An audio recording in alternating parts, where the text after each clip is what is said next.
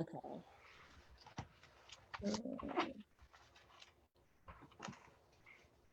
I think we are live now. Let me just double check. Yes, we are live now. So Pastor Young can take it away.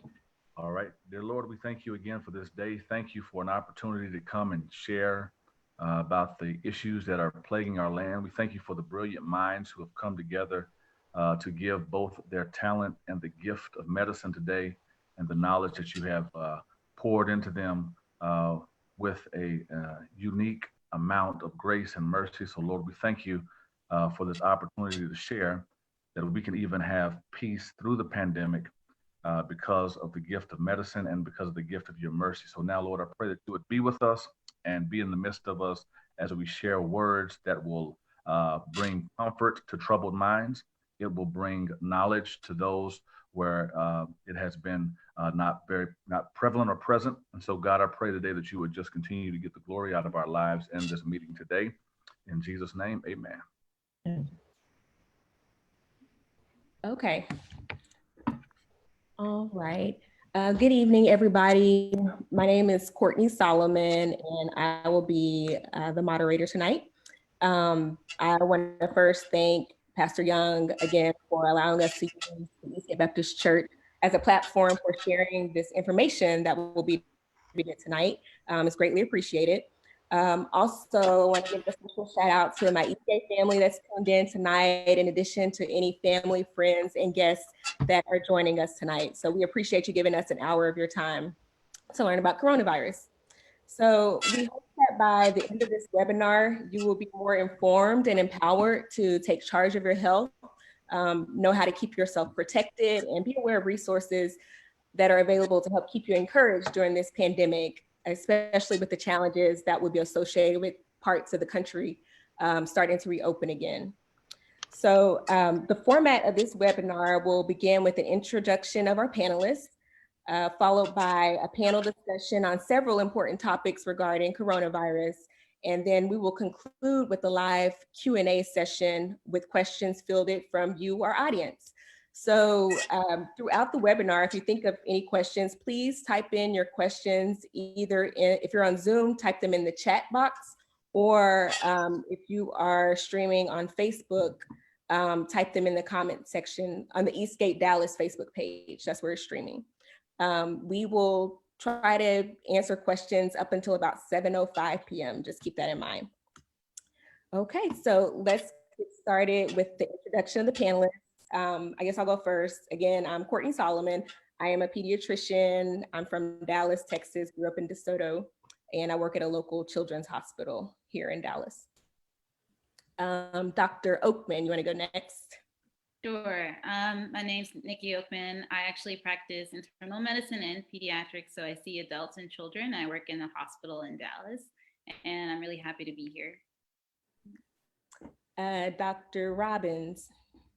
Hi, my name is Dr. Mona Robbins. I am a licensed psychologist, but I'm also an assistant professor in psychiatry at a local academic medical center.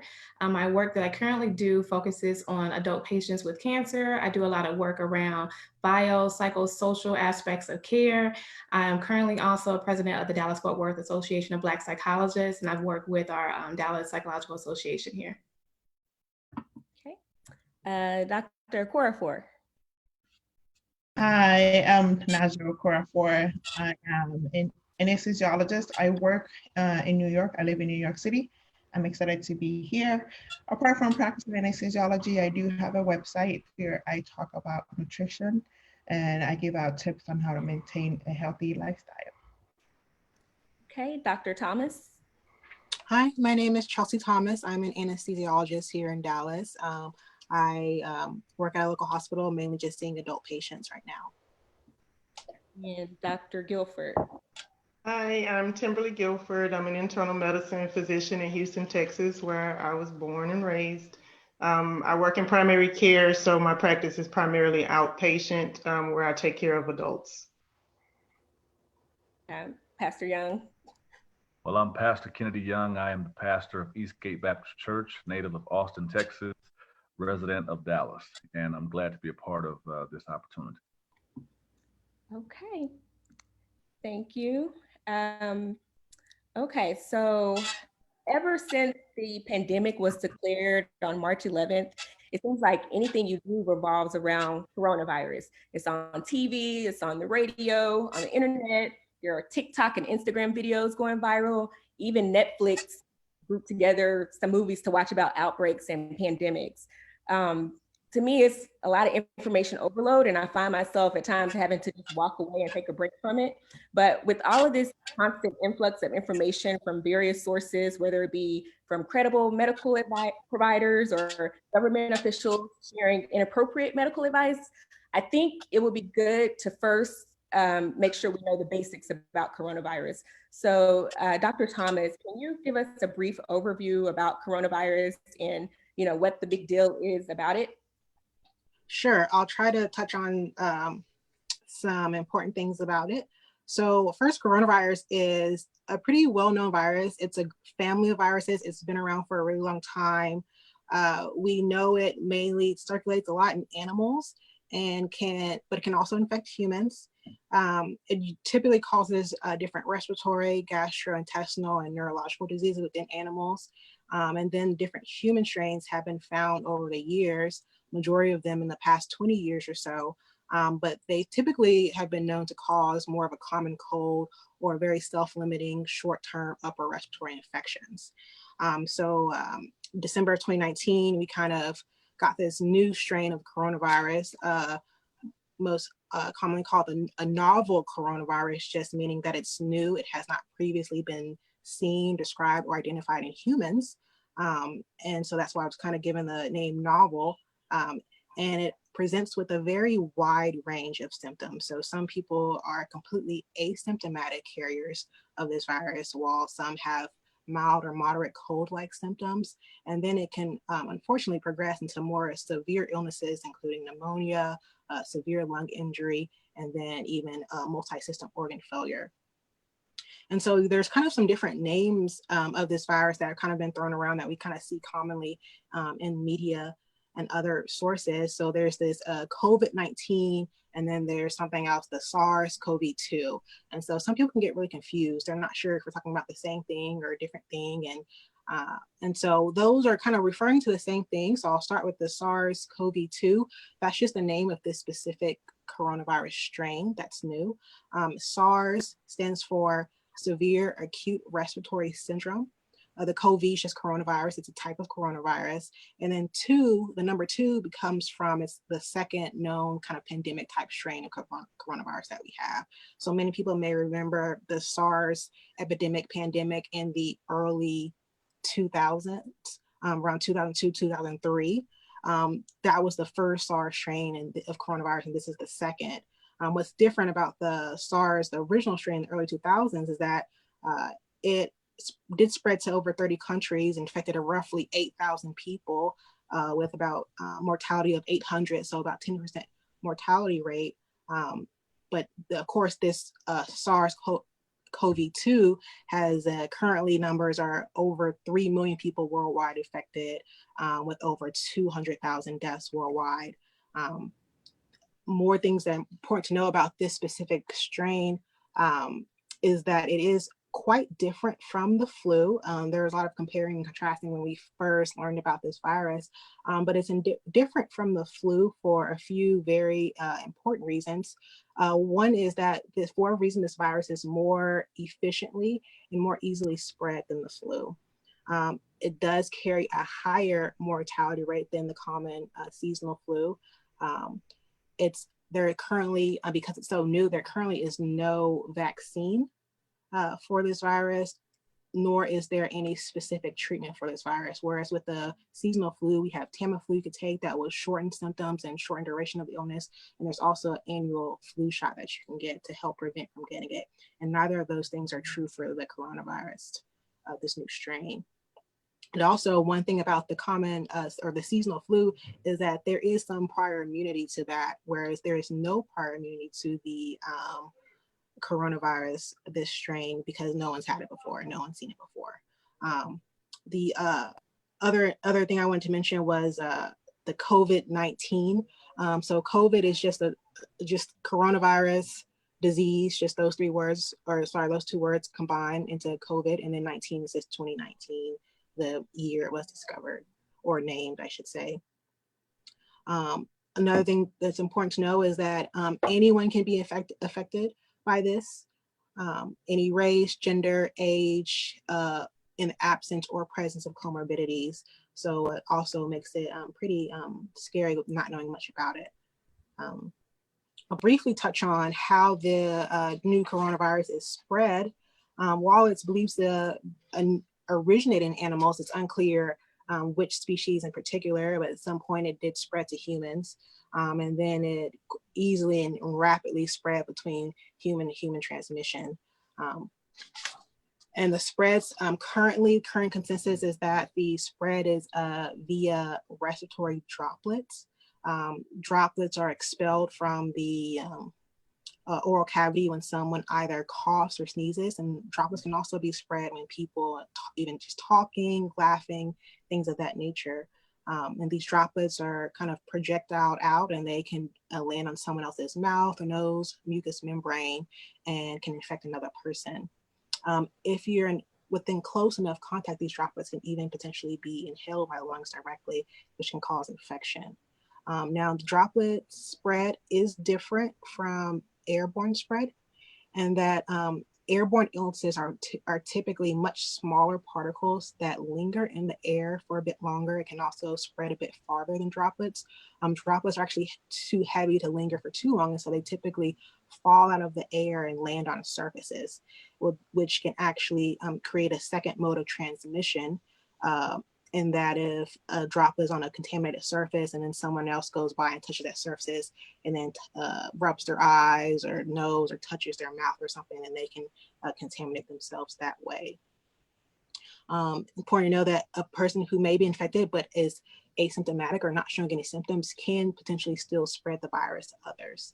And there is varying beliefs as far as how long this virus can last on different surfaces. People are suspecting for most common hard metal, steel surfaces or plastic surfaces up to 72 hours or a few days it can last. So one of the reasons why it's important to kind of wipe down surfaces, which I'll touch on briefly a little bit later. I mentioned that some people can be completely asymptomatic and other people can have very severe symptoms. More common symptoms that people may present with are things like cough, fever, sore throat, fatigue, muscular pain, may progress to some shortness of breath. Also more recently described loss of smell or taste. And not as frequently, some people may present with gastrointestinal symptoms like nausea, diarrhea, vomiting, and then even neurological or stroke-like symptoms can also be a symptom. Worst case scenario, this disease continues to cause a kind of aggressive inflammatory response within the body, leading to pneumonia, severe lung disease, sepsis, septic shock, or even death. So briefly touch on treatments. While there are several medications currently under investigation, there's not one that's proven to be safe and effective for treatment of this coronavirus. And there currently are no vaccines, even though several are currently undergoing trials right now. So the treatment for patients who are infected, who are showing symptoms, is primarily supportive. So supportive meaning most commonly we see is some type of supplemental oxygen, whether that be via nasal cannula or oxygen face mask, and then as a last resort, intubation. And that's just to help provide ventilation as well as oxygenation to the lungs. And then otherwise just supporting or the other organ function that may be at risk, things like your kidneys, your liver function, your cardiovascular system. Supplying good nutrition and hydration is also important. So last thing we're going to do, I want to discuss briefly the importance of flattening the curve and how to flatten the curve. So what does flatten the curve mean? It means just to kind of decrease the spike or decrease the amount of cases that are people who are becoming infected and becoming symptomatic, decrease the overall number of the frequency that it's happening kind of all together and spread it out over time. So instead of, for example, 500 people in your neighborhood getting sick at once, maybe those 500 people will get sick over the course of a couple of months instead of a couple of days. So the purpose of flattening the curve is to decrease the spread in our communities, which is number one. We want to decrease the spread and therefore decrease the people who could potentially get sick or be harmed by this virus. We also want to prevent the depletion of healthcare resources. When lots of people get sick at one time, it kind of puts a strain on our healthcare system and our healthcare workers, and they're not able to take as good a care as we would like when our resources are depleted, and also put your healthcare workers at risk. So how do we flatten the curve? This is something that's also very commonly touched on, and I'll just briefly kind of run through a list. Things like maintaining distance from other people up to 6 feet, avoiding very large crowds or cramped conditions, especially if you or someone you know is showing symptoms. Washing your hands frequently with soap and water for at least 20 seconds is important. When you don't have access to soap or water, like for example, if you're out running errands or going to the grocery store, and utilize hand sanitizer with at least 60% alcohol content. You want to also always wipe down different surfaces like kitchen counters, doorknobs, fridge and microwave handles, your cell phone, things like that. The CDC now recommends everyone wears a mask or some type of face covering when going out and leaving your home.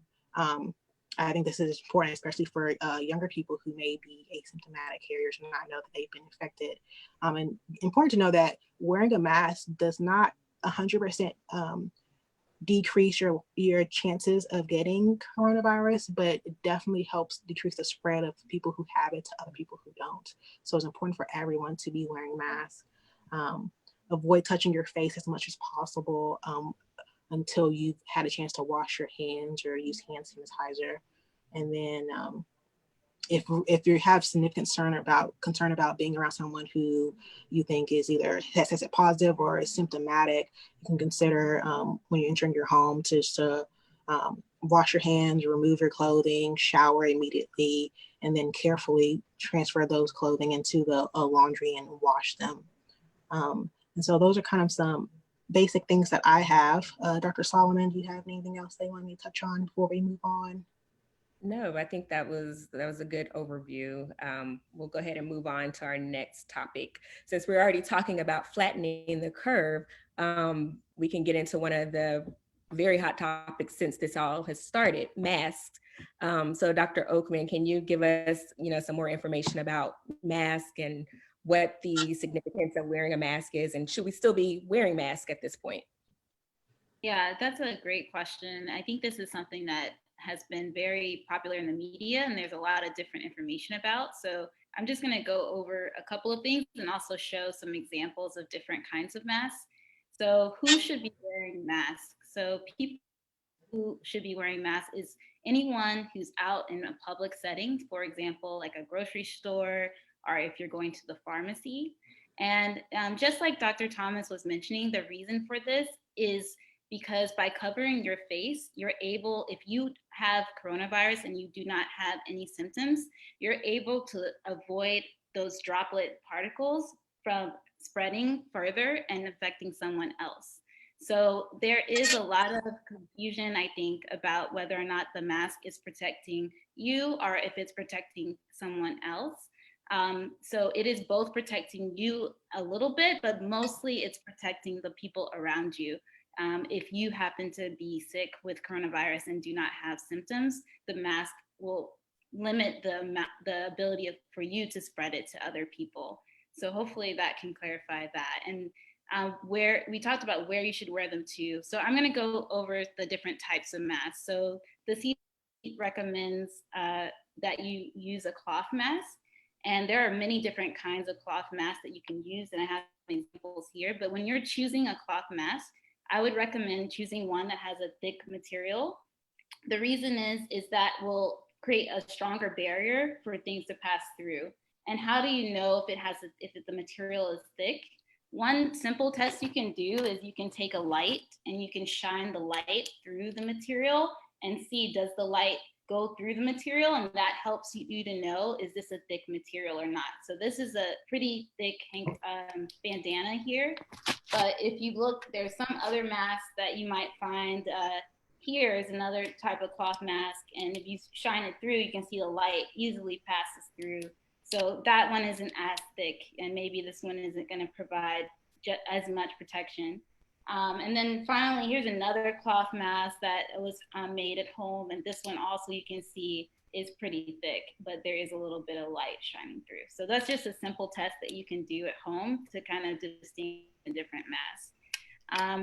The cloth mask, some people might say, I don't have one, and I think that's a very common feeling. There are people making them at home and selling them or giving them away, but it is hard to find. So if you don't have one, but you have a scarf or a handkerchief, you can make your own. And there are a lot of videos, but it's actually very simple. You just fold the mask and you can, fold the bandana in long, hot dog style. And then you either have you can either use rubber bands or hair bands, and you can put those around the mask and then fold it in the inside, and then the folded part goes on your mouth so that you can you want to cover your nose and your mouth. So you're gonna have something like this. And it's actually pretty comfortable overall. And so this is something that you can make at home very easily. I did want to just touch on the different kinds of medical masks, but I want to say before I touch on those that we really, as physicians in our clinical settings, we are really struggling to still, even now, to have enough masks for everybody. So if you don't already have a medical mask, I wouldn't necessarily go and purchase a medical mask. But if you already own one and you've been using it, I did want to touch on those because I think there's a lot of questions about those as well. So the one that you hear the most often in the media is the N95 mask. I think Dr. Thomas has one too. She wants to show her N95. There are different ones and they all look different. There's green ones, there's white ones. Some look like duckbills. And these are all N95 masks. And usually they say N95 on them. These masks are one of the highest grade masks that we have in the hospital. And they protect from even those really tiny airborne particles. And so these are very hard to find these days because in the hospitals we're running low on these. But these masks typically fit very tight, and you would know that it was working because you shouldn't have air leaking out from around it. It's typically a little bit more uncomfortable, but provides a tighter seal on your mouth. And then this one is the surgical mask that you probably also have seen, and these are very common nowadays. And as you can see, this light test obviously doesn't work for this material, but this material is specially created to help provide a barrier to limit the amount of virus that can pass through. So this is the more common mask that you might see that's like a medical mask. And I think the only other thing I would mention is that, as we're starting to open up our country, it is very possible, even in our workplaces, it was a transition from wearing no mask in our workplace around each other when we're in our offices and things like that, to now most people generally will wear some kind of face covering, even when they're not taking care of a patient directly. And I could see potentially that in other workspaces that you might be asked to wear a mask at work. And it takes a little bit of time for you to get used to that shift in your cultural change, but it does help protect each other from developing coronavirus. So hopefully that is a helpful overview of some kind of mask that you can use at home and why we're using them. Did anybody else have anything to add right now? I did want to say, since we are talking about the mask, I've recently seen some articles about how specifically young Black men are fearful or concerned about wearing masks in public just because of heightened possibility of racial profiling. And for my own curiosity, I decided to ask, some of the young guys that I know, is that true? Do you feel this type of do you have this type of concern, and do you still plan on wearing masks? And so I got about probably close to 20 responses, and what the majority of them said was They did have concerns about wearing masks in public for fear that they would be looked as criminals or that they would be racially profiled. Several of them gave examples of being looked at a little differently when they were wearing red bandanas. Others mentioned that they attempted to either wear masks like to look less threatening. They would wear masks that either look more medical in appearance, or they would choose like a non-threatening color, you know, like your greens, your pinks, yellows, soft colors, or they would just take extra effort to dress up in public or be mindful of the type of clothes they wear.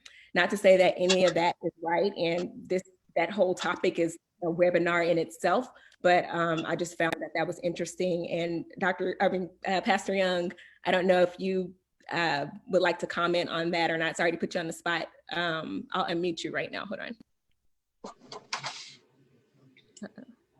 All right. Yeah, I mean, I feel that way sometimes when I wear some out, especially living out in the suburbs here. When I wear one, I had like an Afghan on once, and people were like, "What's going on?" Because even when I was at the church, I was going to go down to the food pantry. I put it on, and everybody started locking their doors like I was about to rob them. So I think, you know, no matter how it's purposed for us, especially with myself being as tall as I am, 6'4", I think it does bring a negative connotation in the way you're trying to protect yourself. But I also believe if you're wearing the medicinal mask, I think it also will kind of lessen the threat of someone feeling like it's a robbery in progress or something absurd is about to happen in a negative sense. That's something that's going to be totally against what you're trying to prevent and trying to be a part of the cure, not the problem. Mm-hmm.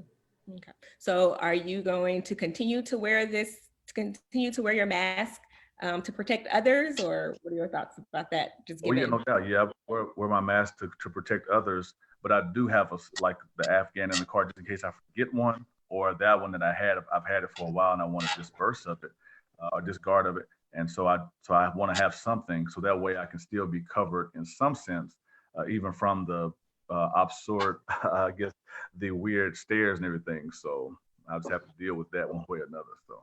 Okay. All right. Well, thank you for sharing.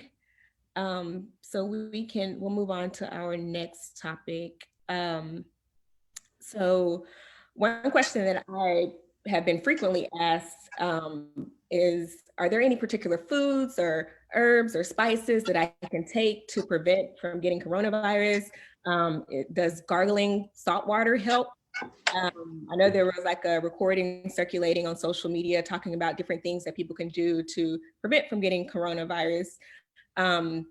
But Dr. Okorafor, can you speak on, the significance of lifestyle habits as it relates to, being healthy and in light of the pandemic that's going on? Okay, so I'm sure everyone's always wondering about what you can do to prevent, or what you can eat to prevent yourself from getting the coronavirus. But the truth is, what you can do is what the things that Dr. Thomas mentioned earlier, which are the things that you hear about, you've heard frequently, which includes washing your hands, social distancing, staying at home, or even wearing a mask. When it comes to things that you could do lifestyle and nutrition wise, the best thing you could do for yourself is maintain a good immune system. Because if you maintain a good functional immune system, your body is able to fight off infections like viruses. And there are 4 things that you can do to maintain a good immune system.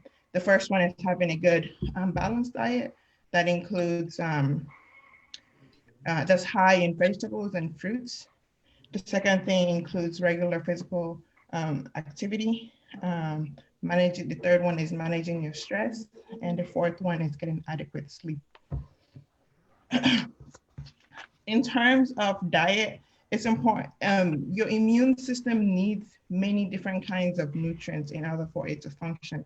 Because of this, there's no particular food or herb or supplements that you can take, because all the different nutrients have to work together so for you to have an effective immune system.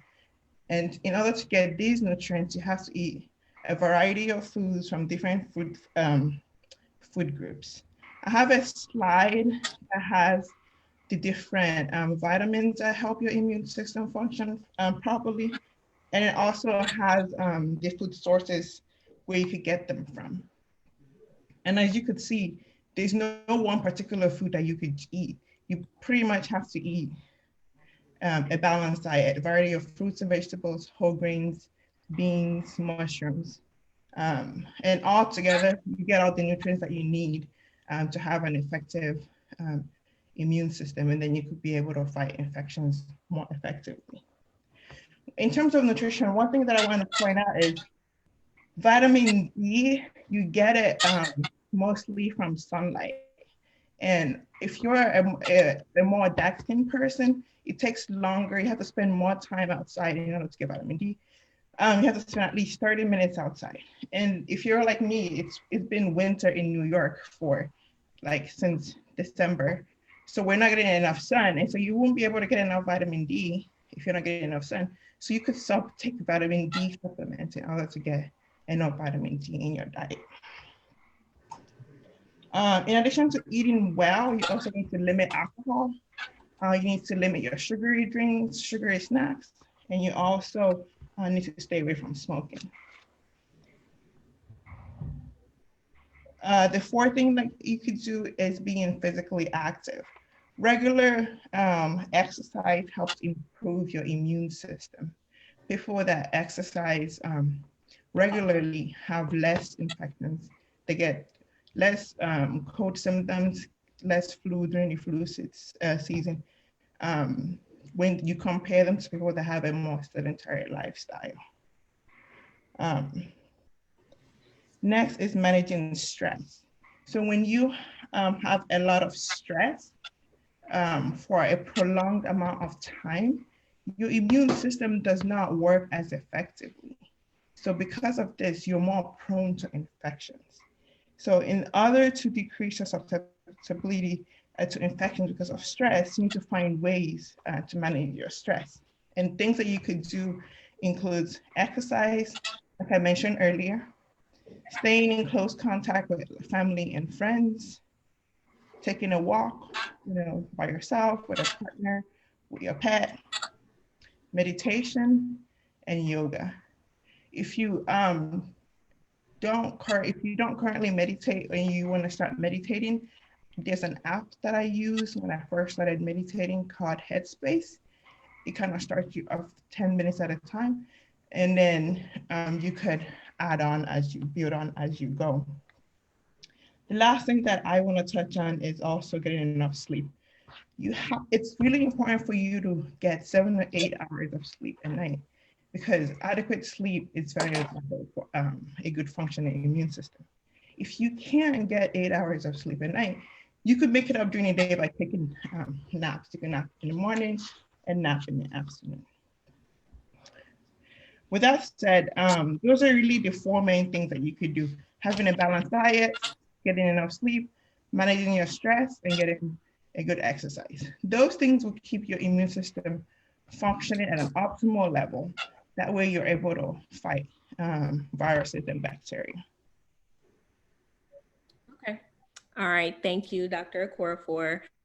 Okay, so we've talked about external factors and external factors that we can do and physical things that we can do to help keep us protected, and keep us from getting sick. But I would like to move on to the next topic, which is mental health. It's not a topic that has historically been well received, especially in the Black community. And I think given this pandemic and new challenges and problems that have resulted, as well as problems that may have been exacerbated because of the pandemic, I think it's an important issue that we need to address. So Dr. Robbins, can you kind of give us some insight on mental health and what we can do to cope during this time? Absolutely. So discussing mental health with the Black community, it's sometimes thought to be a taboo subject, but it's starting to change because there's more and more attention being given to the importance of focusing on the physical as well as the mental health. So more often, we're starting to hear about the consequences of taking on too much stress without seeking support. We may hear it in the myths of the strong Black woman or the irritable, angry Black man. And while these descriptions can evoke reasonable frustration because of the way they've been used as stereotypes, there are underlying elements of reality that are sometimes overlooked because real pain is being concealed by unrealistic expectations that come from others and even. So I've shared during another panel that there is no place for pride in times of pain. And I'm gonna say that again. There is no place for pride in times of pain, because sometimes our pride or unknowing keeps us from seeking out or gaining access to support that is really needed. And tonight I'm also speaking to a church family, right? Well, I can't tell you how many times I've worked with a patient who told me, thank you for your help, but my family said I don't need this and I should just pray on it. Well, I absolutely 100% agree. But as another colleague said recently, you can have a pastor and a therapist. And some people have both skills. There are some therapists who utilize a spiritual lens in their work or are also members of the clergy. So as a community, I feel we are learning that it is time to broaden our understanding of what holistic care means from the mind, the body, and spirit to address the afflictions we endure physically, spiritually, and emotionally. Because often people experience stigma or fear about even saying they're anxious or sad because they think that that means that they have a psychiatric condition. Now, we all likely can experience these emotions at some time in different degrees, but it's about how intense they are, how we cope, and what support we receive to deal with the emotions that we feel. Now, the other concern I tend to hear is that Black folks or ethnic group minority members, they're not going to go for that. They're not going to utilize mental health resources. But then the question becomes, well, were the resources designed, developed, and designated to be used by these communities in the first place? But if not, then it may not be a fair chance that was had. We know that there are barriers to mental and emotional health care access, and these have cumulative effects that create a culture for how we handle our stuff. And you can take we as you see fit. It can be we as a race or group of people, we as a community, or we as a people with or without resources. So when there's a lack of access to mental and emotional health care, it conveys this message that these types of resources are not important. They're not important to be provided to communities that need them, not important to be pursued. And so I realized that it's not enough to go out and just seek professional help when you need it, especially if one, you don't know where to go. That's sometimes the problem. Or two, you're having a hard time accessing this type of care by location or financial limitations. Or three, let's talk about it. You don't trust the care that's given to you because cultural mistrust is real. So when providing and asking for resources, we have to be careful about the storyline that follows and realize that we honestly all could benefit from mental and emotional support, but it has to be provided in a manner that meets the social, economic, geographic, and yes, the spiritual needs of a community. Otherwise, it's not patient-centered, and the disconnect with community may be more a reflection of a flawed attempt or process. So for you, how do you cope in times of stress, especially now? Let me just share some stuff. Well, first, you gotta recognize that everyone responds to crisis differently. So your response may not even look like the response of the people who live in your same house. Some of us throw ourselves into something, we focus on work and we just get in there. Others of us, we back, we avoid or we shut down, and many more may fall in the middle. Then you have to normalize the situation. And honestly, well, first of all, ain't nothing normal about what we're all experiencing. So if you're feeling a little agitated or uncomfortable, you're likely having a normal reaction to an abnormal situation. And with that will come a need for adjustment, which includes giving yourself permission to not be okay. Too often, especially in families where there's limited support or resources, there's this need to have to be everything for yourself and everybody else. But there's nothing necessarily wrong with that, but you have to be mindful of when your cup is depleted or when it run overeth with so many responsibilities that you just can't hold on to what sustains or grounds you.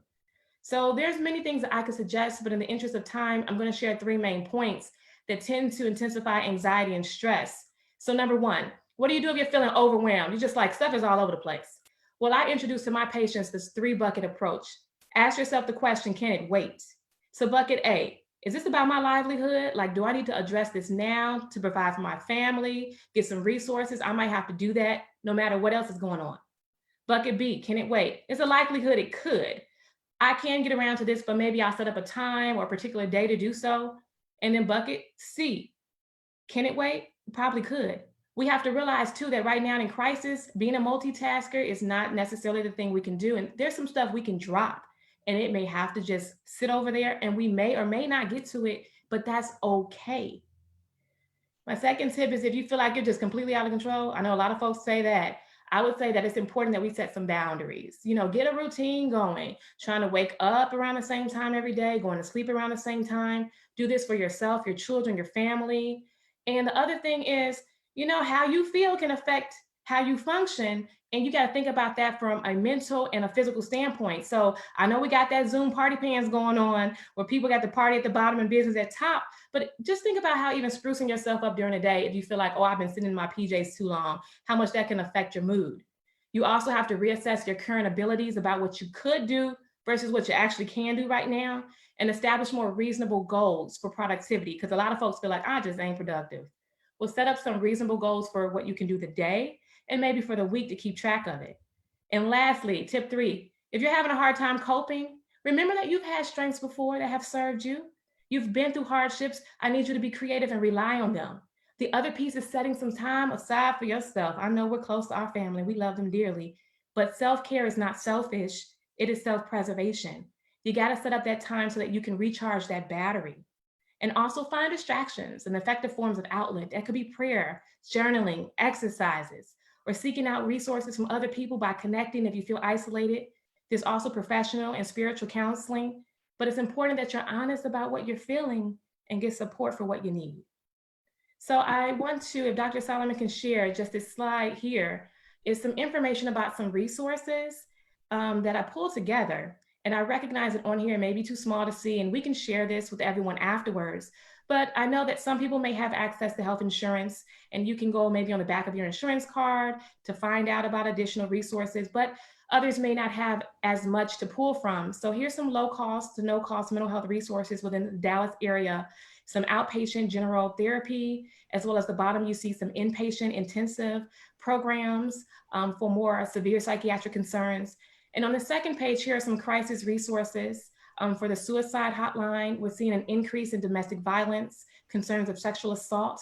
And we also want to make sure that we're paying attention to our veterans. And the last piece on here you'll see is that there's a mental health support line for you to call. Sometimes you just need someone to talk to or just to figure out some of the feelings that you got going on. Okay. Do any of our panelists have anything to add? Okay. So we'll move on to our next topic. So yeah, this is the last topic before we move on into our question and answer segment. We're going to talk about the impact of COVID-19 on the minority community, especially Black population. So Dr. Gilford, can you speak on this? Sure. Well, like I mentioned in my introduction, that I am an outpatient primary care doctor, and my practice is pretty diverse. I see patients from all walks of life, but the majority of my patients who are calling in with COVID symptoms or those who even tested positive of COVID are actually my African-American patients. And, you know, we're not really sure why. There's a lot of speculation as to what could be going on. I don't know if you guys heard in the news, in certain cities, there's a big population of African-Americans not only getting coronavirus, but also dying. In places like Louisiana, it says that African-Americans made up about 70% of total COVID-related deaths. Chicago, 72. So there is an issue.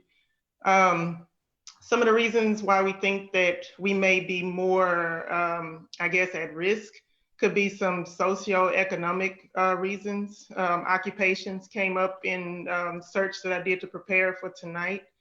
A lot of us work in those essential industries. So, you know, unfortunately, we don't have the luxury to be able to work from home. If we work in mass transit. If we have to drive the bus, people still need to go to work, or people need to go to the hospitals. Food industry, you see a lot of the restaurants, fast food places are still open. And then janitorial, people have to clean, even in the hospitals where patients with COVID were, someone have to clean. So naturally, that would increase your risk of contracting coronavirus. In addition, there's some thought that some of these jobs may not have sick leave. So people may feel that, you know what, I'm short of breath, I have a cough, but I can't lose my job. So they may come to work and infect others. So, that's an issue. The other is living conditions. There's data to show that we tend to live in more densely populated areas. It's hard to just walk, or drive up to your garage and go into your home if you live in an apartment complex or you live where there's a lot of people. So it's a little harder to socially isolate yourself from others. And then also multi-generation households. One of my patients who I did a telemedicine visit with mentioned that, she was short of breath, she had cough, and she was worried about her mom, who was 70 years old, battling cancer. And so my patient ended up testing positive for coronavirus, but she's doing well. And as far as I know, as of last week, her mom hadn't contracted it. But, it's challenging to live in a household with multiple people and to try to stay away from them, to try to keep them from getting it. So, those are two things that are thought that may increase our risks for developing COVID-19. So in addition to getting it, why are we dying? Some of it could be due to us not seeking care, whether it's the mistrust, which we do have reasons to mistrust healthcare personnel just because of things that happened historically. So you may not trust. I've had some patients who did not want to go to the hospital because family members aren't allowed. I mean, it makes sense to not have people who are not sick in the hospital because you don't want to increase their risk, but that's a barrier. People are afraid to die alone. So that's an issue.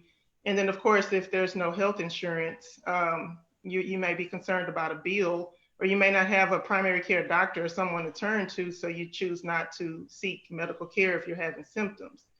Then also there's getting poor care, which is one of the reasons why I went into medicine, is because I want to represent people who look like me. But, there's been countless stories of people going to the hospital 3 and 4 times with COVID symptoms, and they're not, not getting admitted or not getting tested. So naturally that's going to increase your risk.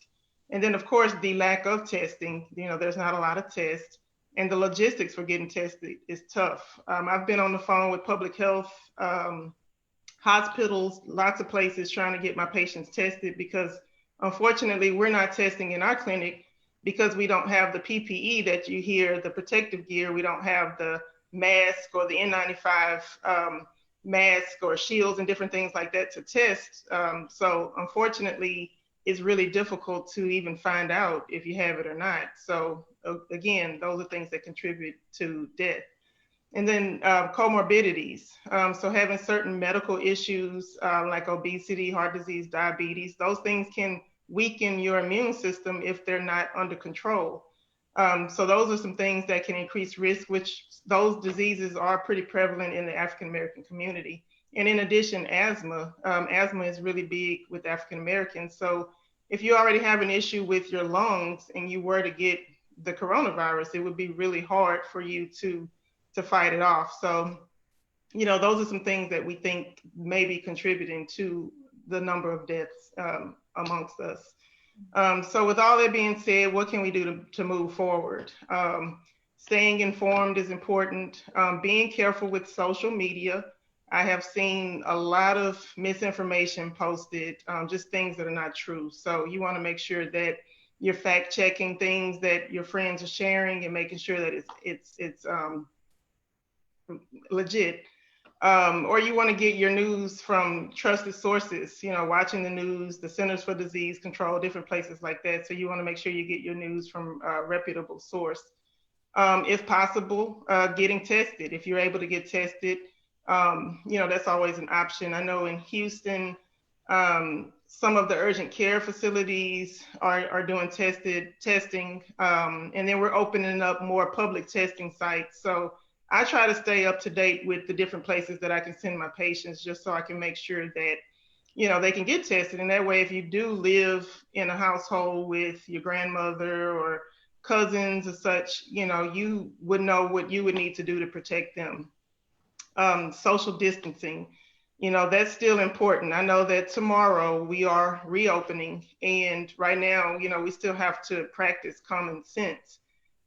Patients always ask me my feelings, and my thoughts are, you know, until we're able to better treat COVID-19 where people are not dying, I'm going to still practice social distancing. I know that we're tempted to get our hair done. I haven't seen my beautician in almost 3 months, but, you know, I'm gonna make it work. Because I don't want to not only get sick, but I don't want to get her sick, because I am a physician. So, you know, we have to avoid the temptation, and especially because we're dying, we just need to continue to stay home. We talked about masks, wearing masks. You know, whenever I go to the grocery store, go out, you know, just continue to wear a mask. In our practice, we try to wear our masks, you know, like someone mentioned earlier, that initially we would only wear it with the patient, but now we're wearing it with each other because you never know. So, you know, continuing to do that. We talked about staying healthy, eating right. That's important. That's going to help you to take care of, you know, your blood sugars, blood pressure, taking your medications. A lot of the primary care doctors are still seeing patients in the clinic and also doing the telemedicine. So if you're running low on your meds, you know, you don't have to think, oh, they're probably not open. A lot of us are still open and doing telemedicine visits. So don't go without your medications. Exercising is important. I know I've been seeing a lot of people riding bikes, walking, so maintaining your exercise. And then of course, mental health is really important. I will say that since this started, I've gotten a lot of patients who may have been on antidepressants in the past and stopped them, wanted to restart them. A lot of people wanting treatment for anxiety. So I have seen a rise of, you know, people just having a difficult time adjusting. So we're trying to make sure that, you know, not only medications, but I try to plug them in with psychologists as well. I know that they're doing a lot of televisits as well. So mental health is definitely important. And then I guess a plug for my specialty is seeing your PCP.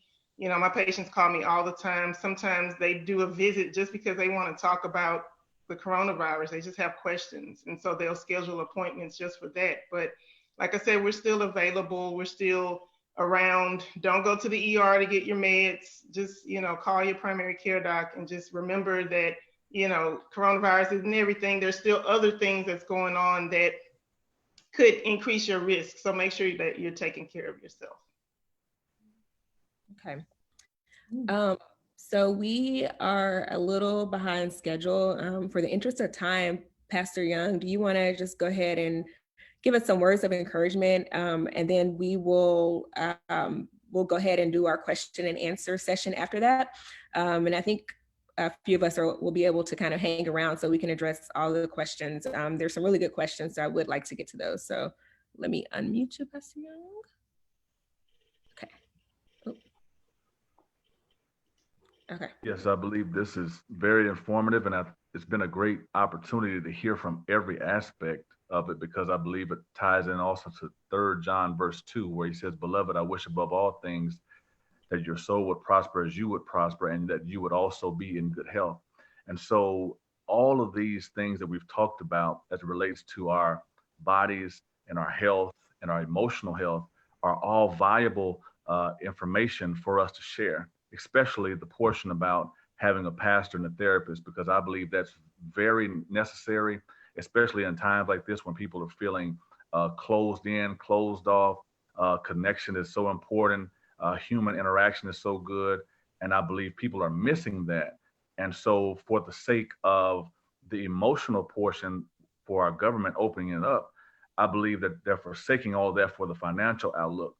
But I believe that as we continue to go about it, as you all have shared in very informative ways and knowledgeable ways, we can continue to go forward and we'll continue to progress. And I also am so grateful to see each one of us here to share information for our community, because it's necessary for us to get the facts and not go off of what we've heard and on social media, what we've been texted, all the spoof things we see on Facebook. So I believe this is necessary, and we need you all's minds and we need you all's fortitude to continue to share things of this nature and to continue to be a ventricle of hope and a vehicle and a conduit of how we can continue to move forward as a people, and also for other individuals who are looking, much like the other doctor said from Houston, that you see the inadequacies in our community. And I think it helps push us further to help us to continue to go in the fields of medicine and help other opportunities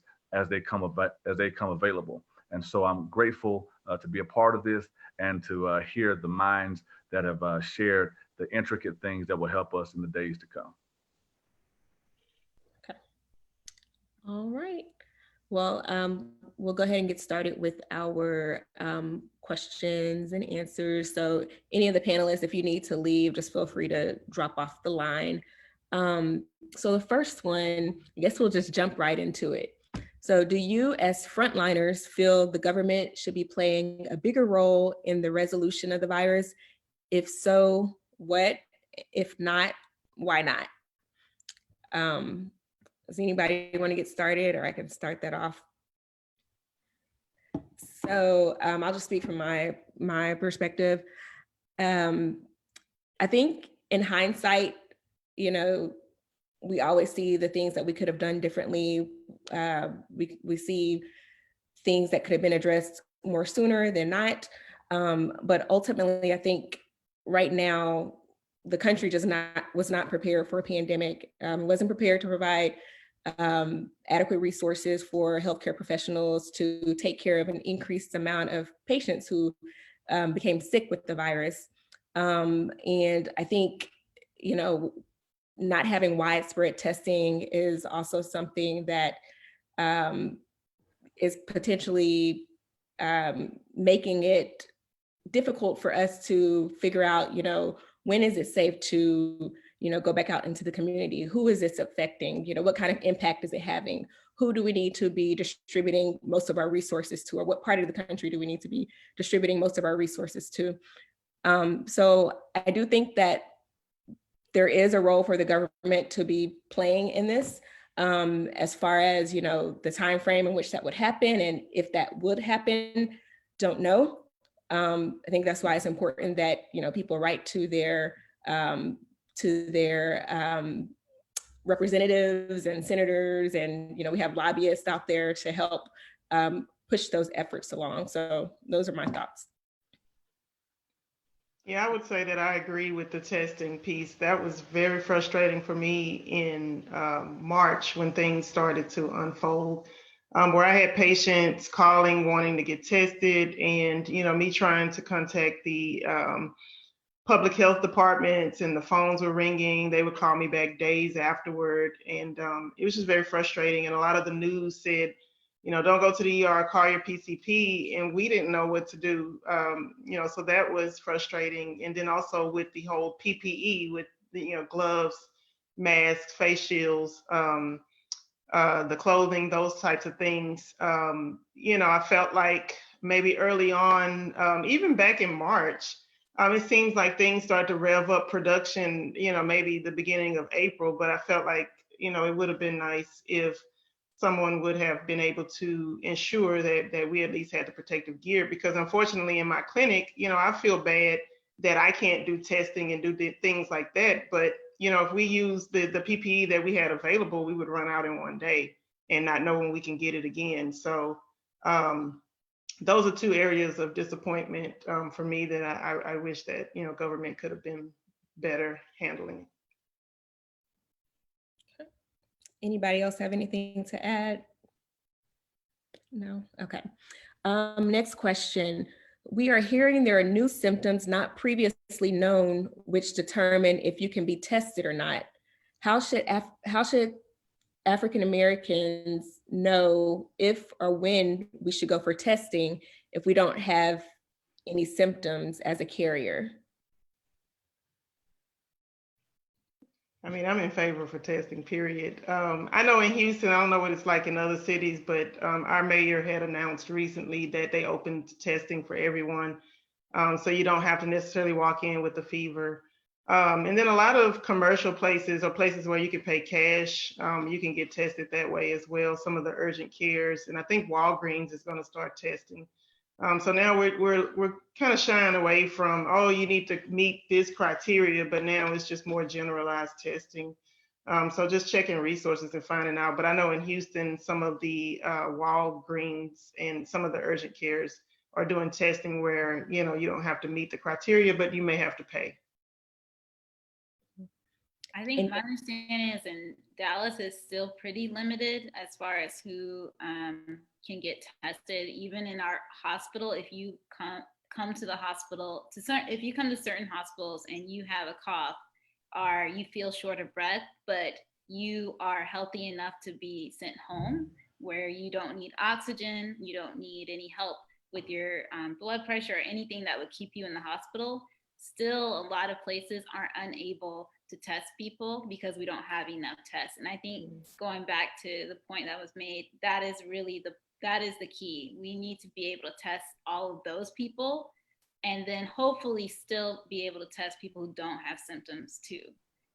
So we are still struggling, I think, to be able to test people who have symptoms, even people who are coming into the hospital. So that, I think going back to Dr. Gilford's point about why you may be sent home several times, it's because we still don't have the ability to test everybody in a lot of places.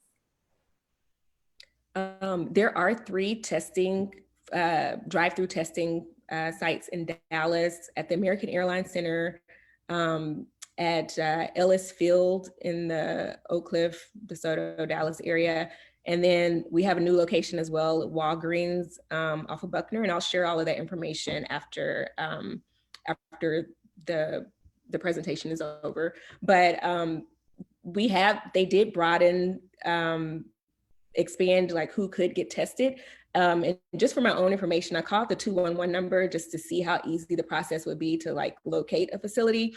And based on the 211 information, they're saying that there's still strict criteria for these drive-through testing sites. So there is a possibility if you go to these testing sites, you might get turned away, but I do plan on emailing and figuring out why there's some inconsistencies. But I will share that information with you guys after. And if you are gonna go, I would go early because I've heard that they run out of the tests pretty early in the morning. So you would wanna go early. Mm-hmm. Right. Okay. To kind of piggyback off of that other question about symptoms in African American, apparently there was a video streaming from a nurse in Washington. And it was saying that African Americans are showing more extremity pain, leading to more blood clots and death. For our internists, I don't know if you guys have seen this or have heard about this. I can speak on it real quick. So yes, there are, it is not just African Americans. We know that people who get COVID for whatever reason form clots more easily. And those clots can form in their leg and form in other parts of their body as well. You may have heard of people getting strokes because they had clots in their brains, and people having something called a pulmonary embolus, where there's a clot in their lungs. And so there's a lot of clotting, and we don't understand fully why that is. And it's not everybody, it's not everyone who gets sick with COVID, but we are still trying to understand why that's happening. We don't know exactly why. Okay. And just to add on to the symptoms, I mean, a lot of people that have died from COVID, from the studies, have died from myocarditis, which is like infection of the heart. And some of the kids are getting what's called Kawasaki disease. So it's also something to, pay close attention to. If you're being sent home or you're still having chest pain, to like go back to the ER, because that could also be a symptom of COVID-19. Okay. All right. So one of the more popular questions that we'll go ahead and address Is it safe to go back to church? Does anybody want to speak on this? Don't be intimidated because a pastor is here now. I know. Go ahead and be quiet. I mean, I could speak on it. Here in New York, one of the first reported cases was a lawyer who was part of a Jewish temple. He didn't know he had COVID-19. He went to temple, and that's how we had the first cluster in New York, in New Rochelle. And so from there, it spread in New Rochelle. I'm sure other people helped spread it the rest of New York. So while I think church is a big part of our society, we should also understand that we could when we go to church, we sit in very close proximity to one another. We sing, we talk, and these are the ways where you could actually spread the virus. So there are other ways to sermon, like a lot of churches are doing video over the internet, so you could still participate in church activities. But I'm not sure that it's time to start sitting in such close proximity with one another quite yet. Anybody else have anything to say about that? I wanted to share, just to kind of speak on, returning to church and just returning out in public in general. Let me share my screen with you it's a chart of the new daily cases of COVID-19, of coronavirus by counties. Let's see. Just to kind of let you guys know like where we are as far as quote unquote flattening the curve. So the Dallas County is this, can you guys see my arrow? Mm-hmm. Okay, so this is Dallas County. Up here is Harris County for Dr. Gilford. This is Tarrant County down, the yellow line is Tarrant County. The green is Travis County. Orange is Denton County. And then the gray is Collin County.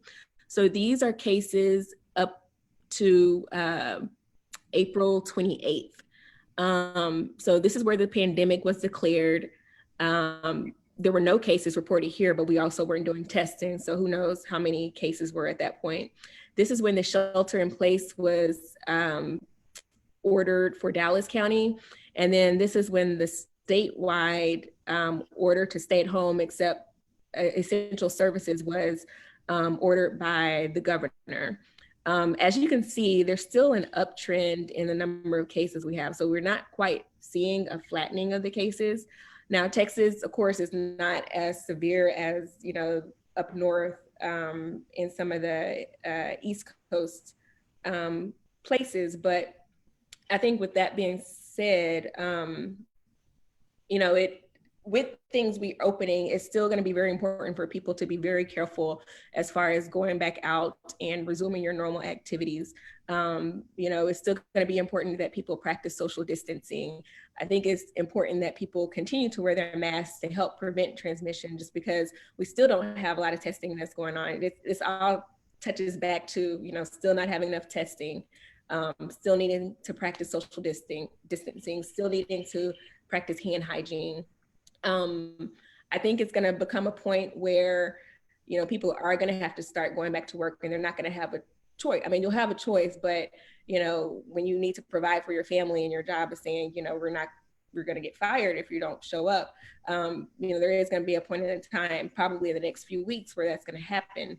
And so with that being said, I think you're just going to have to continue to be extra cautious.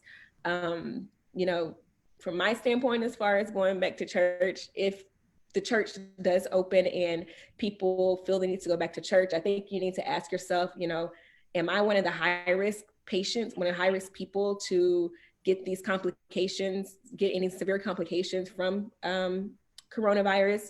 Or do I have any high-risk patients in my household that I could potentially spread the infection to, and they end up having complications from it? So it's not really a clear cut, yes, we need to do this. No, we need to do this. But I think it is kind of early for people to start going back out in the community. But, everybody's going to be doing things at their own risk. But I think it's still important for everybody to practice good hygiene and wear a mask and social distancing. Anybody else have anything to add? Okay, we'll move on to our next question. Somebody asked, can real briefly go through it. People with high blood pressure and sleep apnea, are they at higher risk? Are they considered high risk? Yes, absolutely, definitely. So some of the comorbidities, like I mentioned, blood pressure, heart disease, diabetes, asthma, those things can definitely increase your risk. So making sure that your blood pressure is controlled, using your CPAP, just taking care of yourself. But yes, those can definitely place you in the high risk category. Okay. So move on to the next question. I was wondering, can you all give some information about donating blood or plasma? If somebody is thinking about donating blood, how could someone go about doing that? Also, should we be worried about possibly putting ourselves in harm's way if we go to a blood bank or hospital with hopes of donating, especially if we live with someone that is above the age of 65? And then there was another question as well, just wanting to know the benefits of donating plasma. So if anybody wants to speak on those questions. I can talk a little bit about the plasma donation. So it depends a little bit on where you live, because there are the plasma is being used mostly in clinical trials. And so some places are, at least in Dallas, are only accepting donors for specific patients. So if somebody is in their hospital that needs the plasma, and that person will use donations from someone in particular in some cases. But in general, the idea is that with the plasma, someone who has been infected with COVID and has recovered has produced these antibodies in their body to help themselves fight the infection. And they can, in theory, those antibodies, if they share them with somebody who is sick, that can help them to recover from that infection. And so that is why there are these trials going on, but we still don't have clear information about whether or not this is helping or not. But I actually I don't know if anyone else knows, but I don't actually know specifically of where you would go to donate the plasma. I know that there are places that are accepting those donations, but they're accepting them from people who have recovered. I should rephrase that. You can donate plasma even if you have not had COVID, but the people that they are looking for to help the COVID patients are people who have already had COVID and recovered from it. We still need plasma and we still need blood donations for other patients too, but that is specifically for COVID. We are looking for people who have had it and recovered from it. Yeah, our hospitals are accepting those who had COVID in the past. And then to touch on the part of putting yourself at risk by going in, a lot of places do have protocols where, they're checking temperatures or asking patients if they're having any symptoms. We're wearing masks and different things like that. So most healthcare facilities do have things in place to try to protect you from getting coronavirus.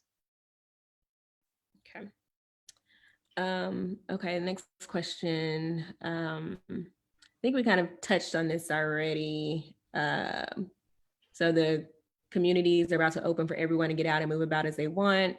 At what point does a person with COVID-19 at what point are they no longer contagious? At what point are they considered healthy? Do you advise for all to wear masks? How much longer should we wear masks? I have another chart about as far as when patients are no longer considered contagious. So this, I don't know if anybody wants to speak on this or I'll go ahead. So once you're exposed to the virus, you might not show symptoms for at least like 5 days. It's usually around the 5th day that a person develops symptoms, if they do develop symptoms. And you're usually contagious anywhere from 8 to 10 days of being in the illness. But per the CDC guidelines, if you do test positive for coronavirus, let me find it. Sorry. Give me just a moment. If you do test positive for coronavirus, you need to be fever-free for at least 3 days, 3 full days. And they say have improvement in your symptoms of like coughing or shortness of breath. And then you need to, there needs to at least be 7 days from the time that your symptoms have started. So 7 days need to have passed from the time that your symptoms started. So at that point, that's when you can technically be taken off of isolation. And for people who tested positive for coronavirus but didn't have any symptoms, at least 7 days need to have passed from the time of your positive test if you haven't had any symptoms develop in that time frame. And it's recommended that for the additional 3 days after you're taking off of isolation that you continue to social distance and wear your mask to potentially protect yourself from transmitting the virus to other people. Okay, so we'll move on to our next question. I am a caretaker for my mom who has Alzheimer's. When will it be safe for me to allow family to visit her? Yeah, I that's a tough one. really That's don't think we know yet. I think when we see that curve is coming down and almost gone, that would be a time where you might want to take those risks. But I personally, I don't know that we know the answer. I don't know what everybody else thinks. Yeah. So I guess if anybody does come over, just make sure they're staying 6 feet from your mom. Make sure they're wearing a mask and practice good hand hygiene. And I wanted to share something. I know I'm the only the non-MD on this, but I know that in my work, I provide care to a lot of older patients, particularly within the oncology field. And what I've been hearing is that many of my patients are missing like their grandchildren. Many people are just missing their family in general. And I have patients who have terminal diagnoses and they're worried that they're going to be in quarantine so long that they may actually die without seeing their family again. And so in terms of having some type of social connection, I would say to really flex and be creative. I'm finding that many of my folks in their 60s, 70s, 80s are learning how to get on Zoom, are learning how to use Messenger on whatever social media platform and device, because people are very lonely right now too. And as we talked about the physical implications of this, it really has played a toll on our emotions, our spirits. And so that's important for us to focus in on and not to forget about those folks who just may not have access to others right now. Okay. It's a very good point, Dr. Robbins. Okay, will my allergies affect me getting COVID-19? I hadn't seen any correlations. I know it's tough. Every time we sniff or cough or anything, everybody's worried, is it COVID or what? But I hadn't seen any correlation with having allergies increasing your risk for COVID. Okay. Let's see. So what precautions do I take if I need to go back to work? And what's the best way to prepare for re-entry to work physically and emotionally?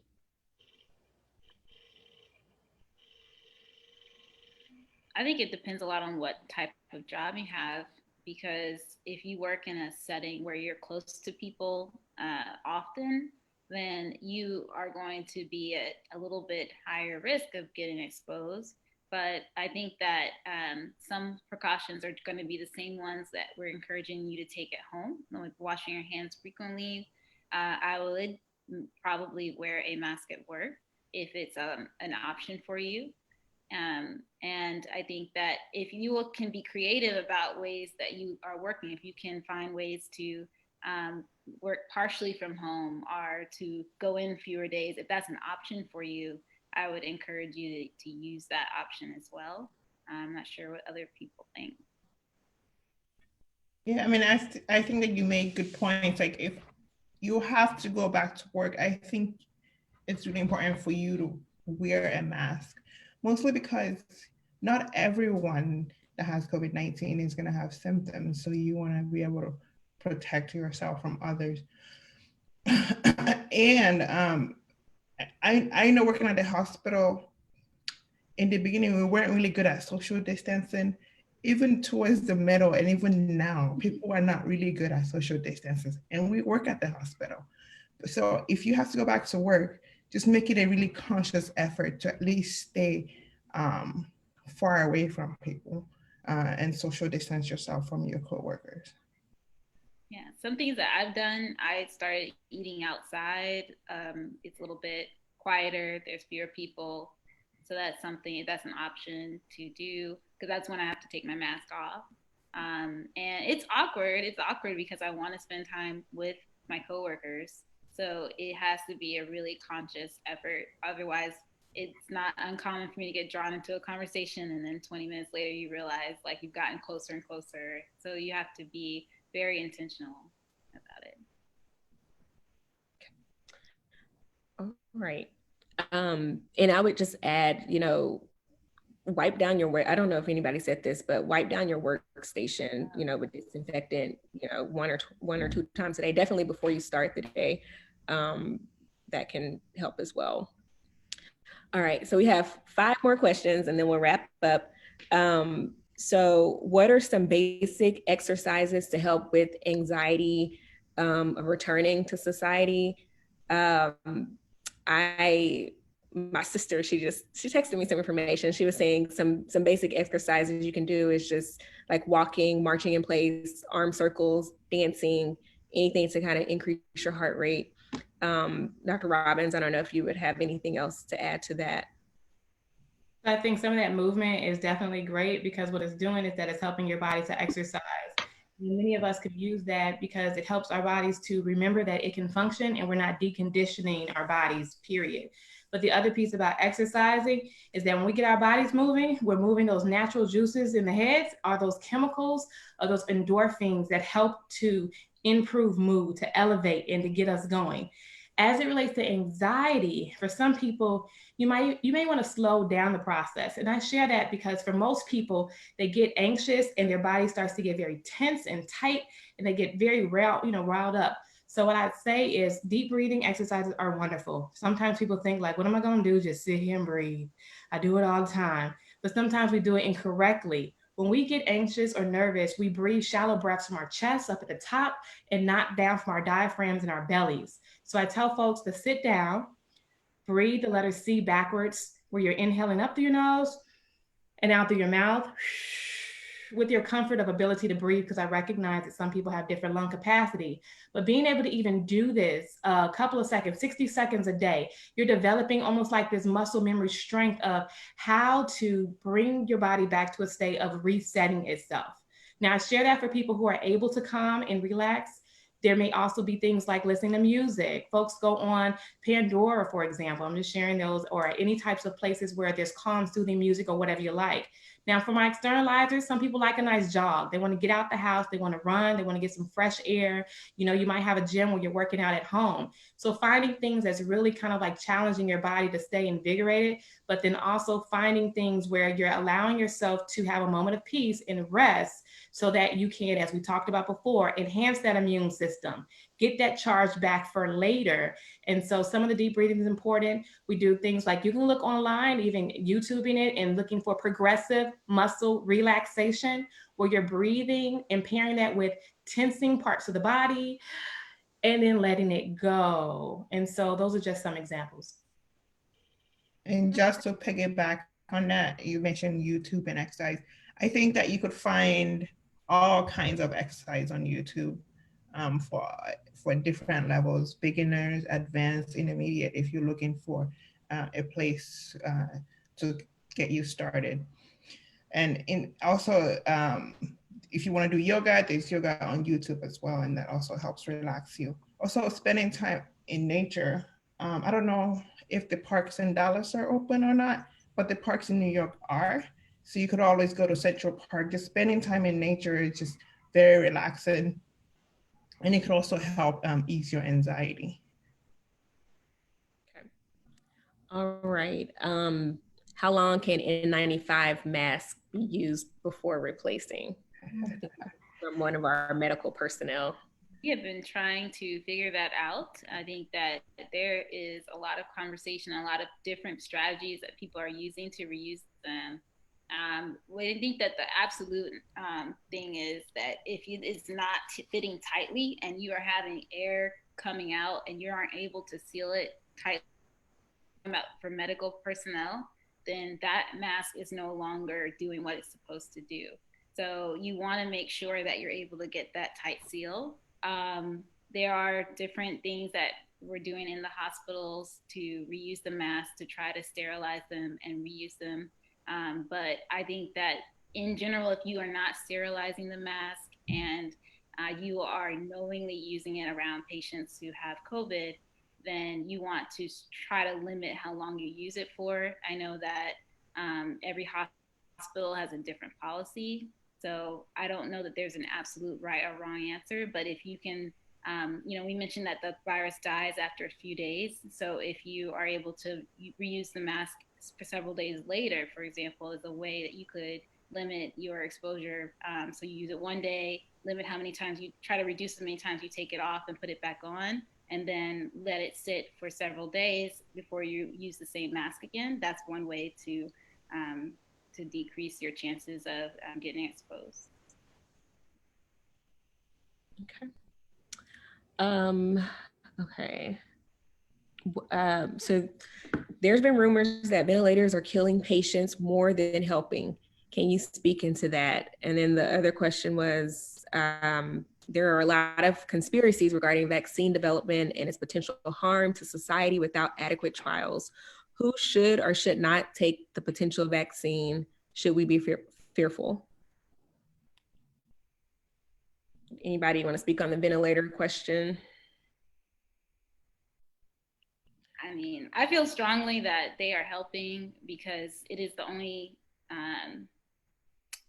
if somebody needs a ventilator, that means we have tried everything else we have to try to support that person. That means we've tried giving them oxygen in every other way that we can, and their oxygen levels are still very low. And so that is the reason that someone gets put on the ventilator. I agree that unfortunately, a lot of people who require the ventilator are not doing well, and sometimes they do die while they're on the ventilator. But I don't think that the ventilator itself is doing that. And I think it's because the illness is so severe for that person that is why they're dying. But if we did not use the ventilators, a lot more people would be dying. And so I do not agree that the ventilators are killing people. I could also speak on the ventilators and intubations. Usually we wouldn't intubate someone unless if they're severely sick, their oxygen, they're not getting enough oxygen in their body. And so we end up putting you on a ventilator because it is really the last resort. I know a lot of hospitals do try hard not to put you on a ventilator because once you get placed on a ventilator with COVID-19, it's really difficult to extubate you because by that time you're very, very sick. One thing that we do to try to hold off before we intubate you is we turn you into like prone position where you're like laying on your belly, because laying on your belly kind of changes redistribution of oxygen and you're able to ventilate yourself better. And you can also get higher flow oxygen nasal cannulas But when that doesn't work, then you definitely do have to go on a ventilator. And even when you're on a ventilator, we can still turn you prone to help with breathing. And what we're finding in our hospital here in New York is turning patients prone have been helping than when we let them supine, like leaving them on their back. So turning them prone have been helping with the distribution of oxygen, and the patients are able to recover and get extubated than when you leave them on their back. Yeah, and I was just going to say, I guess from a outpatient perspective, there's a lot we learn. I mean, I learned something new about the disease every day. Like we said, it's a novel virus. It's new. This is not something that we know about. So, initially we do things that we traditionally would do for certain cases, but because this disease is so different, we're learning new ways to make people better. So I wouldn't say that the ventilators are harming people, but we may learn how to use them more effectively. And to touch on the conspiracies with the vaccines, it's going to take time for us to develop a vaccine. We're still learning a lot about the virus. And again, like I mentioned, just being careful with social media. A lot of people just put out misinformation. So, whenever a vaccine is available and if it's heavily vetted and studied, I would plan on getting it for myself.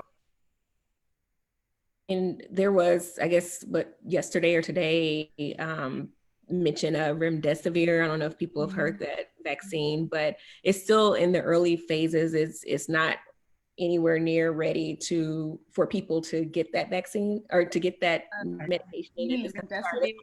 Yeah, it's not a medication. I'm sorry. It's not a vaccine.